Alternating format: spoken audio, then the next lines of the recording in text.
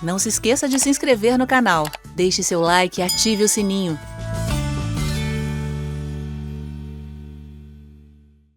Boa noite, Natan. Qual conselho você dá para alguém que deseja viver do Evangelho? Bom, Hudson, em primeiro lugar, viver do Evangelho pode significar muita coisa. Se você está falando sobre viver do ministério, né, se essa frase ela está sendo usada nesse sentido, então você tem que começar a ministrar. Agora, eu sei que todos nós podemos testemunhar sobre a graça de Deus pelos homens, né? Nós podemos falar, testemunhar e pregar sobre a reconciliação que Deus promoveu em Cristo Jesus.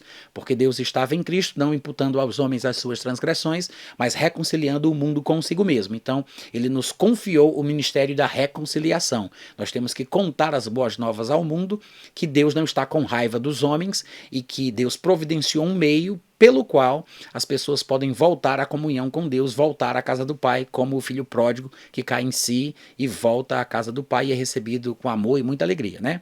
Então, todos nós podemos pregar sobre o amor de Deus pelos homens. Agora, quando nós falamos sobre viver do ministério ou viver do evangelho, se foi esse o significado aí que você colocou, é bom que a gente saiba que não é uma simples opinião, não é uma simples vontade nossa, é na verdade uma responsabilidade divina que Deus coloca sobre nós. É um chamado, né? Deus nos chama, nos convoca a desempenhar determinada tarefa. E isso não quer dizer que a gente vá ser fiel ao chamado que Deus coloca sobre nós, não quer dizer que a gente vá cumprir todas as etapas de acordo com a sua vontade. Tudo vai depender de como a gente reage, do quão fiel a gente é, do quanto a gente se dedica àquela incumbência divina que é colocada sobre nós. Mas é bom dizer que para se viver do ministério, em primeiro lugar, é preciso ser chamado por Deus para isso.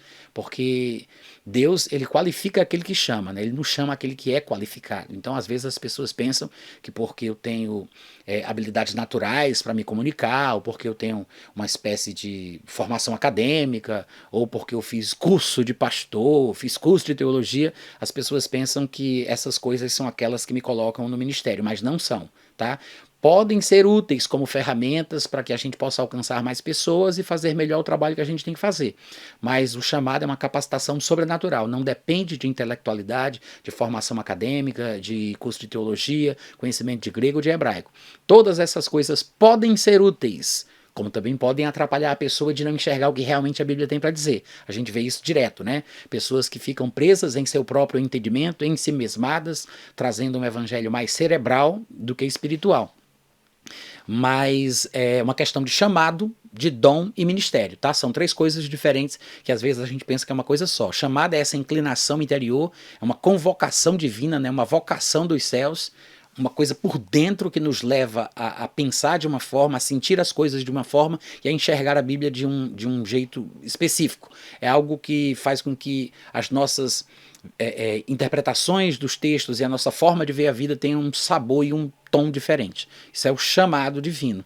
E quando aquele dom vem sobre nós, a unção, a virtude, o poder que nos capacita para desempenhar determinada atividade, aí a gente entra no ministério. Então o chamado é uma coisa, o dom é a virtude, a unção, o manto, né? O dom ministerial, a capacitação sobrenatural e depois a atividade, a obra em si é o ministério. Então são três coisas diferentes relacionadas entre si, não são a mesma. Às vezes a gente confunde, né?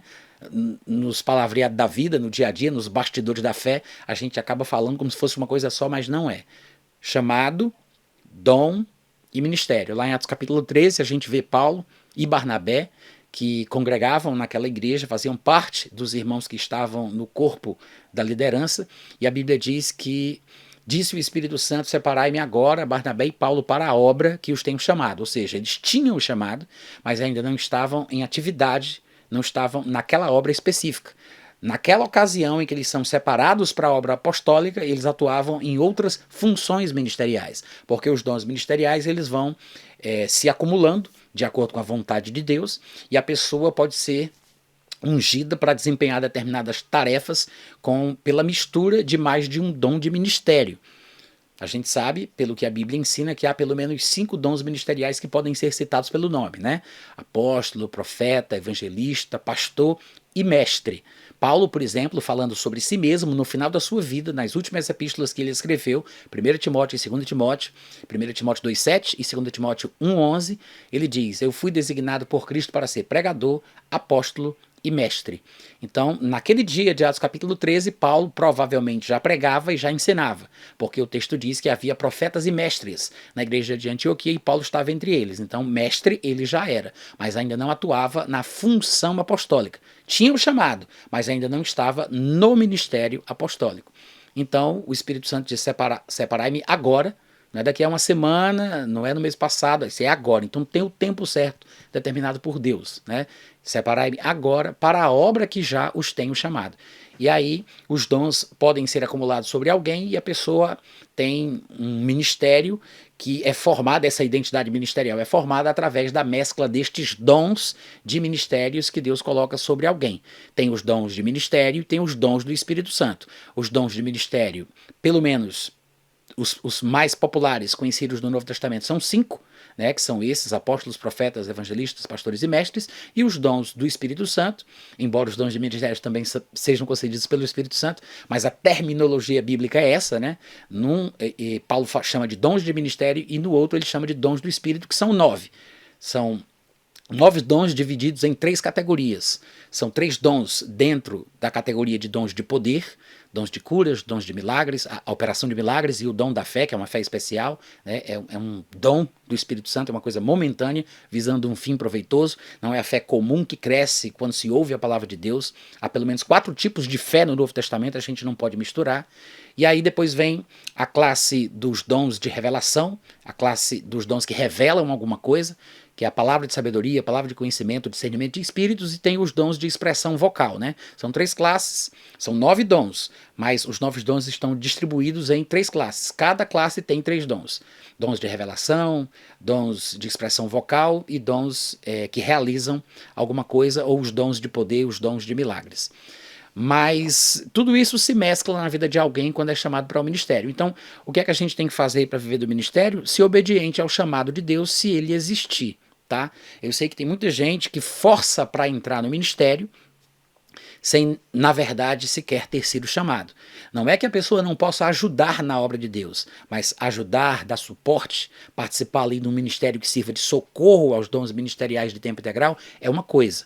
E ser chamado para funcionar como apóstolo, profeta, evangelista, pastor e mestre é outra coisa totalmente diferente, tá? Mas eu não quero falar sobre isso nessa live, eu sei que são dúvidas reais e são assuntos que raramente a gente ouve sendo explicadas com certa precisão, né? E eu sei que isso ajuda, mas eu tô com vontade de falar outras coisas para vocês, tá? Então, peraí, deixa eu ver o que é que vocês estão escrevendo, eu vou parar aqui e eu quero ver se eu consigo ainda tomar as rédeas aqui da nossa live, porque eu quero contar umas coisas para vocês hoje, tá? Peraí.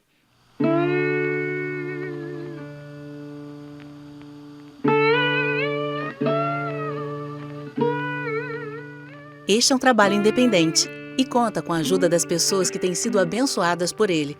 Se você quiser fazer parte do grupo de mantenedores desta obra, se informe das opções disponíveis na descrição deste vídeo. Agradecemos pela atenção e pelo carinho. Deus abençoe.